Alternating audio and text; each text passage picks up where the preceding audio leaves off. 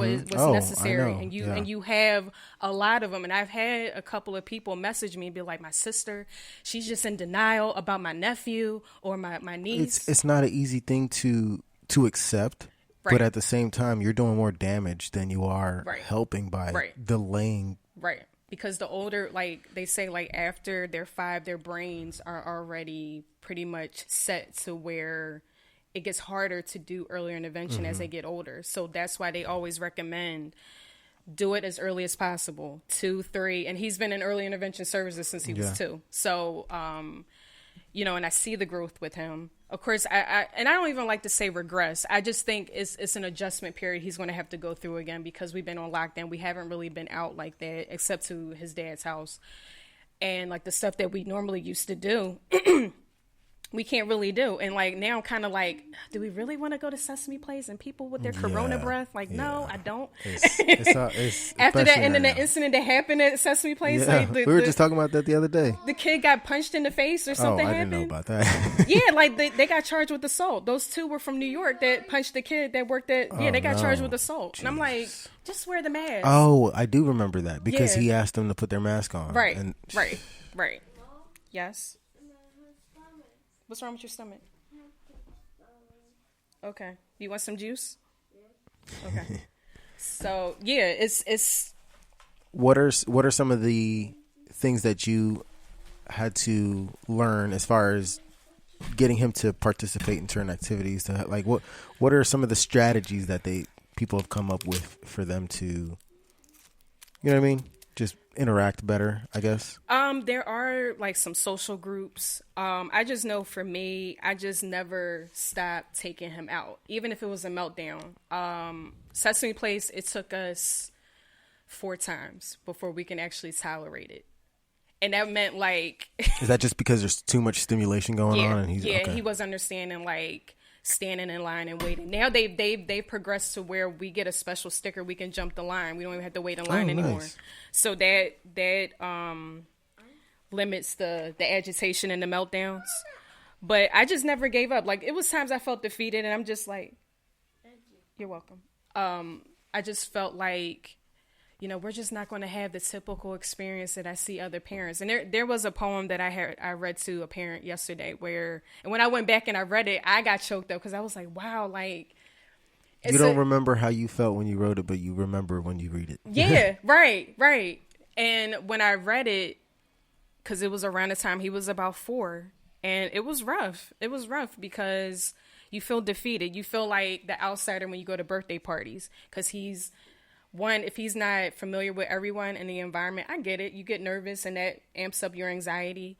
But then you got kids looking at him and it's like, well, what's he doing? Like, why is he doing that? Like, and this is why, like, it just motivates me to advocate more because the more I see how kids react to him, that's coming from parenting. And that just is lack of knowledge. So if I'm advocating and like, I really do hope the book, one, it helps autism families know that your kid's not a deficit. There's nothing wrong with your kid. Your kid is special just the way that they are. They were meant to be who they are. Let them be authentically who they are. Mm-hmm. And then people who don't know anything about autism, if they read that to their kids, that's an educational point too. Because kids are always going to ask questions. Mm-hmm. So what's autism, mom? And what's echo? Because I'm throwing big words in there too, like echolalia. So that's going to cause you to look it up. Be like, I don't know what that is. Like, but I kind of wanted to make sure I tied in what Echo Boy was. So, and I didn't get too deep into the book about that part, but I do like to explain it that, and actually in real life, he's actually pitch perfect. He can literally imitate a sound to the T. He's gotten to the point where he can imitate the Wheel of Fortune sound like the tick. Yeah? Yeah. That's cool. Yeah. That's a literal superpower. Yeah. And I was like doing something on a computer and I thought he was watching like, a live show of Wheel of Fortune. He was looking it up on YouTube. Like he finds all the like old episodes of Wheel of Fortune. And I thought it was the wheel on the TV, but it was him. He had turned one of his trucks over, took a car and was spinning the wheel so that the wheel would hit the car and it was like tick, tick, tick, tick, tick, tick. Wow. And then he would slow it down. Then I have to be a contestant and guess a letter or whatever. And then I always lose because I'm like, he's like, wrong. I'm like, okay. But that like just mirrors what the book is. Yeah. Like he's able to really like imitate That's anything crazy. anything that he That's hears. cool. Yeah. That's cool. And does he get fixated on sounds, like certain sounds that he wants to? He can imitate car engine noises, the muffler. He's obsessed with cars. That's how obsessed with cars he is. So I think the highlight of, and this goes back to your question about like socialization, was sometimes you got to trust your gut as a parent, and having that support system is great. And sometimes you got to filter through the advice sometimes, because the advice may not work for your kid. Like we said, it's a spectrum. Yeah. So I had got tickets to take him to Monster Jam last year. You know, that's the loudest thing you can ever think of, right? Sensory overload. Right. So parents were like, no, I don't think you should really take him. And I'm like, but he's obsessed with cars. And well, just make sure you take some noise canceling headphones. I was like, okay, I'll get the noise canceling headphones. So we're coming out of the parking lot. This is at the Link, because they don't even have it at Wells Fargo anymore. They have it at the Lincoln Financial Field now, which makes it less loud because it's outside, but it's still pretty loud. So we're walking through the parking lot, and you can hear the revving of the engines from the parking lot. And he's like getting all like excited. And I was like, okay. I was like, all right. Good time. So as we're getting closer, it's getting louder, and it's not even phasing him. So I'm like, okay. So we get to our seats, and I purposely pick seats closest to the aisle so that if he starts stimming and gets excited, he's not disturbing, and I don't have to curse nobody out because they're giving my kid a dirty look. But yours is over there like throwing stuff and popping people in the back of the head. But mine is just reacting to his environment. Like, leave mine alone. Like, he's not bothering nobody. But when I tell you, like, sometimes, like, I'm such a crybaby when it comes to him. But it was like that moment where it was like, here we are in the most sensory, or even for me, like it's loud. And for my kid to push through and enjoy something, and like you got the trucks revving their engines, you got a packed Lincoln Financial Field Stadium screaming and everything, and he's just having the time of his life. Sometimes they got pyrotechnics going on. Right. And all of that, like, he goes off on that. Like, that stems him. Like, he stems off of it. And like when I say stem, is like repetitive movements, and we all kind of actually do it, but people on the spectrum do it to regulate their emotions, because they're incapable of, like, if they get really excited, like if we get hyped, we're like, oh, we can express ourselves with how excited we are, right? But the fact that their brains are wired differently, he'll flap his hands, he'll whistle, or he'll hum, and he was doing all that, and I was just like, that's my baby, just enjoying. But he was good. He was good. Like just watching the trucks race. That's awesome. And another breakthrough, we actually got a chance to go to our very first Eagles game last year. Someone gifted us tickets, and tickets I can't afford them tickets. I've never been to a game. Yeah, my first game too. So we were sitting. I forgot what section we were in, like the 200 sections. But we were sitting there, and he was like, he is now on my phone, right?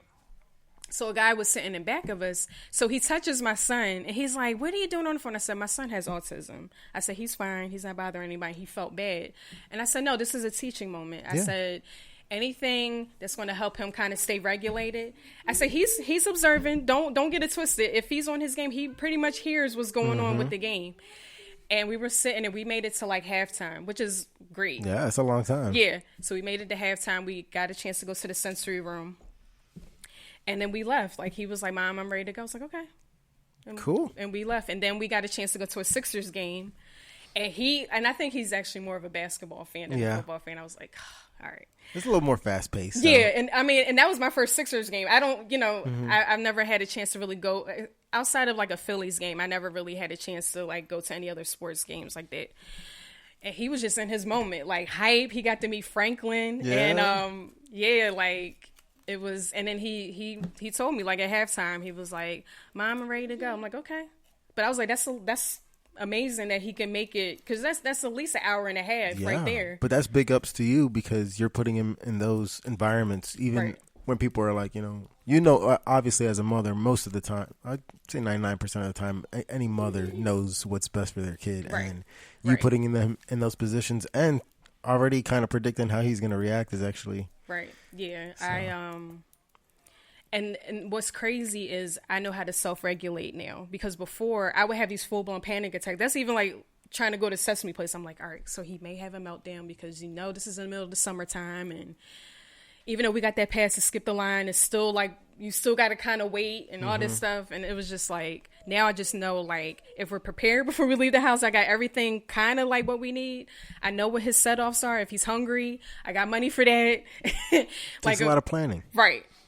It's not like everyone else's situation where they can just leave the house and be like, oh yeah, we're good. We'll figure it out when we get there. Right. So yeah, it's really the best advice that I ever got was from Temple Grandin. If you don't know who Temple Grandin is, they actually made a movie about her. She has autism. She has a doctorate in animal science. Wow. And she's in her late 60s now. She used to travel the country and do like speaking engagements, but because of COVID, I think now everything's just virtual.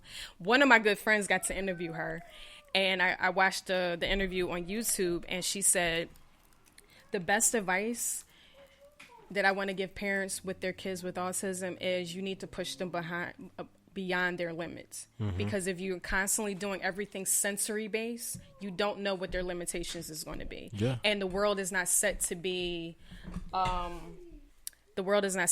sensory friendly.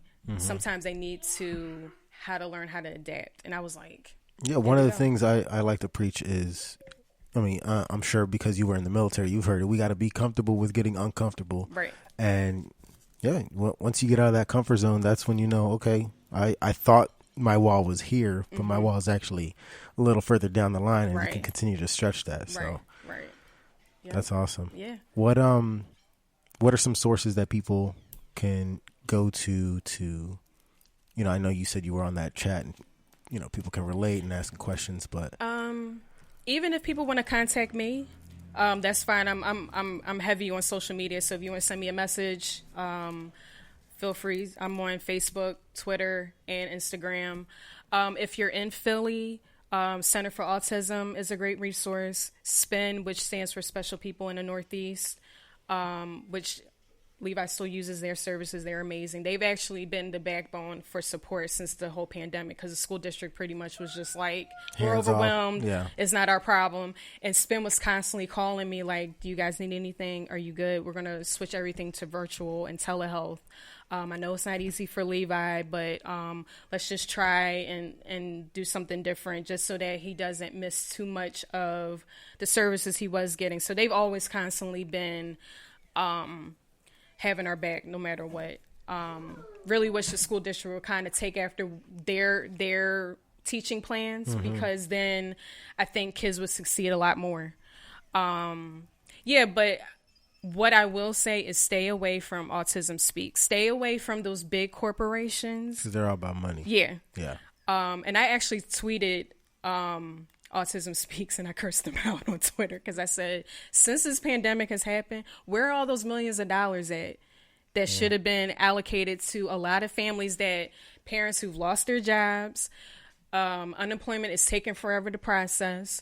You got small business owners that their businesses are gone because of COVID, and they have special needs kids on the spectrum. So magically my tweet just disappeared, but whatever. But I'm gonna still keep tweeting them, because it's like I used to do those walks. Where are those millions of dollars going? And you can't just be like having these, fluffy commercialized versions of what they're showing face. Right. Just because. Right. But on the flip side, I know you wanted to bring up the Eagles Autism Challenge.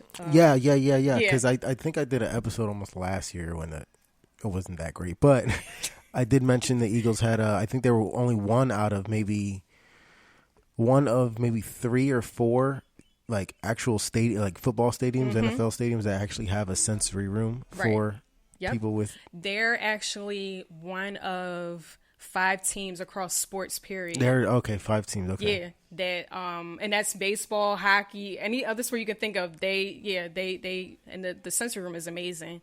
Why I support them so heavily, all the money goes back into Philly. So the money goes to CHOP, it goes to Jefferson Health, it goes to Drexel's Autism Institute, and we've used Autism Institute before. That's awesome. They've actually publicly put out a report of where all the funds are going to. So they've also sent out grants to a lot of local organizations that help autism. So they're very transparent of where the money's going to. And then I'm pretty sure, some of that money went to building, the sensory room. Right. And